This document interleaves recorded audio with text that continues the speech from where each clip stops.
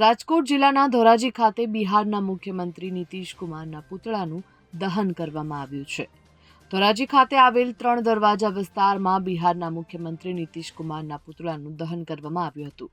બિહારના મુખ્યમંત્રી નીતિશ કુમારે લઘુમતી સમાજની યુવતીને ડોક્ટરની પદવી અર્પણ કરાતા દરમિયાન અચાનક યુવતીના હિજાબને ખેંચી લીધું હતું. ત્યારે ડોક્ટર યુવતીની મંજૂરી વગર હિજાબ ખેંચી અને ઉતારી દેવાતા ઠેર ઠેર રોષ ફાટી નીકળ્યો છે, જેને લઈને 3 દરવાજા વિસ્તારમાં નીતિશ કુમારના આ વિવાદાસ્પદ વર્તનને પગલે આપ પાર્ટીના કાર્યકરો સહિત સ્થાનિક સામાજિક આગેવાનો દ્વારા રોષ વ્યક્ત કરી બિહારના સીએમ નીતિશ કુમારના પુતળાનું દહન કરી તેમના વિરુદ્ધ વિરોધ વ્યક્ત કરાયો હતો.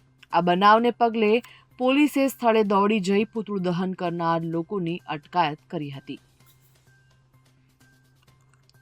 Bureau report, Gujarat fight news.